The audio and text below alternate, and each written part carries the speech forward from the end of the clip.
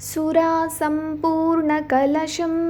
रुधिराप्लुतमेव च दधाना हस्तपद्माभ्यां ಕೂಷ್ಮಾಂಡಾಶುಭದಾಸ್ತು ಮೇ. ಜಗನ್ಮಾತೆ ದುರ್ಗೆಯ ನಾಲ್ಕನೆಯ ಸ್ವರೂಪದ ಹೆಸರು ಕೂಷ್ಮಾಂಡ ಎಂದಾಗಿದೆ. ತನ್ನ ಮಂದ ಮಧುರ ನಗುವಿನಿಂದ ಅಂಡ ಬ್ರಹ್ಮಾಂಡವನ್ನು ಉತ್ಪನ್ನವಾಗಿಸುವ ಕಾರಣ ಅವಳನ್ನು ಕೂಷ್ಮಾಂಡ ದೇವಿ ಎಂದು ಕರೆಯುವರು. ಸೃಷ್ಟಿಯ ಅಸ್ತಿತ್ವವೇ ಇಲ್ಲದಿರುವಾಗ ಎಲ್ಲೆಡೆ ಅಂಧಕಾರವೇ ಪಸರಿಸಿತ್ತು. ಆಗ ಇದೇ ದೇವಿಯು ತನ್ನ ಈಶತ್ ಹಾಸ್ಯದಿಂದ ಬ್ರಹ್ಮಾಂಡವನ್ನು ರಚಿಸಿದ್ದಳು. ಆದ್ದರಿಂದ ಇವಳೇ ಸೃಷ್ಟಿಯ ಆದಿಸ್ವರೂಪ, ಆದಿಶಕ್ತಿಯಾಗಿದ್ದಾಳೆ. ಇವಳಿಂದ ಮೊದಲು ಬ್ರಹ್ಮಾಂಡದ ಅಸ್ತಿತ್ವವೇ ಇರಲಿಲ್ಲ. ಇವಳ ನಿವಾಸವು ಸೂರ್ಯಮಂಡಲದೊಳಗಿನ ಲೋಕದಲ್ಲಿ ಇದೆ. ಸೂರ್ಯಲೋಕದಲ್ಲಿ ನಿವಾಸ ಮಾಡುವ ಅರ್ಹತೆ ಮತ್ತು ಶಕ್ತಿ ಕೇವಲ ಇವಳಲ್ಲೇ ಇದೆ. ಇವಳ ಶರೀರದ ಕಾಂತಿ ಪ್ರಭೆಯು ಸೂರ್ಯನಿಗೆ ಸಮಾನವಾಗಿ ದೇದೀಪ್ಯಮಾನ ಹಾಗೂ ಹೊಳೆಯುವಂಥದ್ದು. ಇವಳ ತೇಜದ ತುಲನೆ ಇದರಿಂದಲೇ ಮಾಡಲಾಗುತ್ತದೆ. ಬೇರೆ ಯಾವುದೇ ದೇವತೆಗಳು ಇವಳ ತೇಜ ಪ್ರಭಾವಕ್ಕೆ ಸರಿಗಟ್ಟಲಾರರು. ಇವಳ ತೇಜ ಮತ್ತು ಪ್ರಕಾಶದಿಂದಲೇ 10 ದಿಕ್ಕುಗಳು ಪ್ರಕಾಶಿತವಾಗಿದೆ. ಬ್ರಹ್ಮಾಂಡದ ಎಲ್ಲ ವಸ್ತುಗಳಲ್ಲಿ, ಪ್ರಾಣಿಗಳಲ್ಲಿ ಇರುವ ತೇಜ ಇವಳದೇ ಛಾಯವಾಗಿದೆ. ಇವಳಿಗೆ 8 ಭುಜಗಳಿದ್ದು ಅಷ್ಟಭುಜಾದೇವಿ ಎಂದು ಖ್ಯಾತಳಾಗಿದ್ದಾಳೆ. ಇವಳ 7 ಕೈಗಳಲ್ಲಿ ಕ್ರಮಶಃ ಕಮಂಡಲು, ಧನುಷ, ಬಾಣ, ಕಮಲ, ಅಮೃತ ತುಂಬಿದ ಕಲಶ, ಚಕ್ರ ಮತ್ತು ಗದೆ ಇವೆ. ಇವಳ ವಾಹನ ಸಿಂಹವಾಗಿದೆ.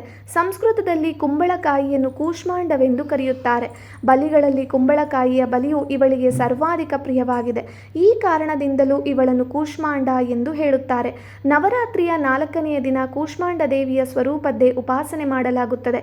ಈ ದಿನ ಸಾಧಕನ ಮನಸ್ಸು ಅನಾಹುತ ಚಕ್ರದಲ್ಲಿ ನೆಲೆ ನಿಲ್ಲುತ್ತದೆ.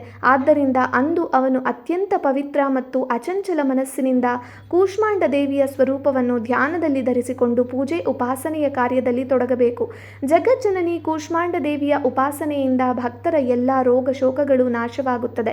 ಇವಳ ಭಕ್ತಿಯಿಂದ ಆಯಸ್ಸು, ಯಶ, ಬಲ, ಆರೋಗ್ಯದ ವೃದ್ಧಿಯಾಗುತ್ತದೆ. ತಾಯಿ ಕೂಷ್ಮಾಂಡ ದೇವಿಯು ಸ್ವಲ್ಪ ಸೇವೆ ಭಕ್ತಿಯಿಂದ ಪ್ರಸನ್ನಳಾಗುತ್ತಾಳೆ. ನಿಜವಾದ ಹೃದಯದಿಂದ ಮನುಷ್ಯನು ಇವಳಿಗೆ ಶರಣಾಗತನಾದರೆ ಬಳಿಕ ಅವನಿಗೆ ಅತ್ಯಂತ ಸುಲಭವಾಗಿ ಪರಮಪದದ ಪ್ರಾಪ್ತಿಯಾಗಬಲ್ಲದು.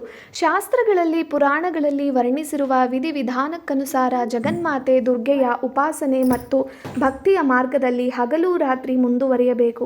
ದುರ್ಗೆಯ ಭಕ್ತಿ ಮಾರ್ಗದಲ್ಲಿ ಕೆಲವೇ ಹೆಜ್ಜೆ ಮುನ್ನಡೆದಾಗ ಭಕ್ತ ಸಾಧಕನಿಗೆ ಅವಳ ಕೃಪೆಯ ಸೂಕ್ಷ್ಮ ಅನುಭವವಾಗುತ್ತದೆ.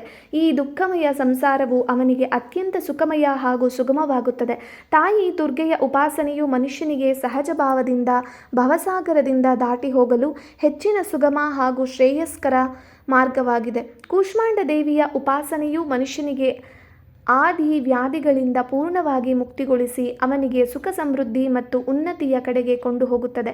ಆದ್ದರಿಂದ ತನ್ನ ಲೌಕಿಕ ಪಾರಲೌಕಿಕ ಉನ್ನತಿಯನ್ನು ಬಯಸುವವರು ಇವಳ ಉಪಾಸನೆಯಲ್ಲಿ ಸದಾಕಾಲ ತತ್ಪರರಾಗಿರಬೇಕು. ಕೂಷ್ಮಾಂಡ ದೇವಿಗೆ ಯಾವುದಾದರೂ ಕರೆದಿರುವ ಪದಾರ್ಥವನ್ನು ನೈವೇದ್ಯ ಮಾಡಬಹುದು. ಶ್ರೀ ಜಗದಂಬಾರ್ಪಣಮಸ್ತು.